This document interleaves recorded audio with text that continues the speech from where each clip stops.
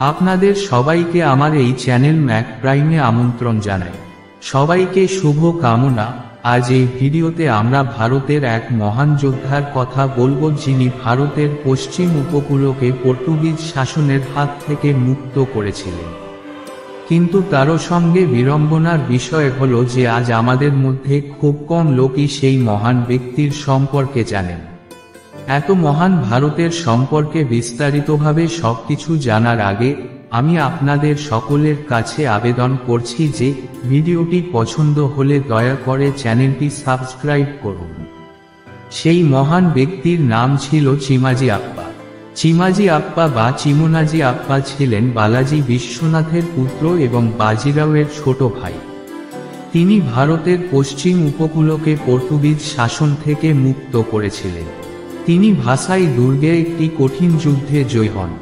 যখন ব্রিটিশ, ফরাসি এবং ওলন্দাজরা ধীরে ধীরে নৌকায় করে ভারতে আসছিল, তখন পর্তুগিজ সেনাবাহিনীও তাদের বিশাল সেনাবাহিনী নিয়ে ভারতের গুজরাটের পশ্চিম উপকূলে ছিল এবং তাদের সাথে যুদ্ধ করা কঠিন ছিল।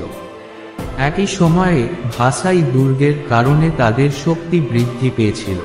তবুও চিমাজি আপ্পা তার সেনাবাহিনী নিয়ে পর্তুগিজ সেনাবাহিনীকে আক্রমণ করেন, তাদের স্থানচ্যুত করেন এবং পশ্চিম উপকূলকে পর্তুগিজ শাসন থেকে মুক্ত করেন।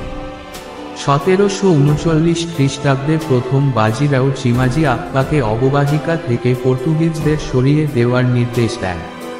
চিমাজি আপ্পা পর্তুগিজদের কাছে বেশ কয়েকটি চিঠি লিখেছিলেন, কিন্তু তিনি উত্তরটি পছন্দ করেননি, যার কারণে তিনি কানহজি আমরের পুত্র এবং মারাঠা প্রধানদের একত্রিত করেছিলেন এবং বাসিনের দুর্গ অবরোধ করেছিলেন। অবশেষে পর্তুগিজদের 1739 সালে আত্মসমর্পণ করতে হয় এবং অববাহিকাটি মারাঠাদের দেওয়া হয়।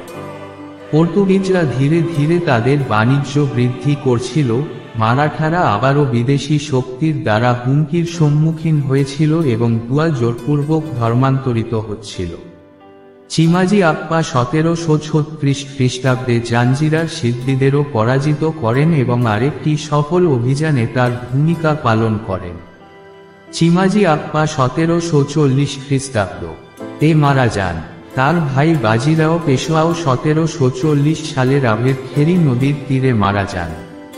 পরে চিমাজি আপ্পার পুত্র সদাশিব রাও ভাউ পেশোয়া বালাজি বাজিরাওয়ের দেওয়ান হিসাবে নিযুক্ত হন এবং 1761 সালে পানিপথের তৃতীয় যুদ্ধে মারাঠা সেনাবাহিনীর নেতৃত্ব দেওয়া হয়। যদিও তিনি এই যুদ্ধে নিহত হয়েছিলেন, তবুও তার নাম এখনো ভারতীয় ইতিহাসের সোনার কুঠারিতে খোদাই করা আছে। প্রিয় বন্ধুরা, এই ছিল ভারতের মহান যোদ্ধা চিমাজি আপ্পা সম্পর্কে একটি ছোট্ট জানকারি। ভিডিওটি কেমন লাগলো কমেন্ট করতে ভুলবেন না। ভিডিওটি ভালো লাগলে চ্যানেলটি সাবস্ক্রাইব করতে ভুলবেন না। জানি আগামীকাল একটি নতুন ভিডিও নিয়ে দেখা হবে। আপনারা সবাই সুখে থাকুন, সুন্দর থাকুন।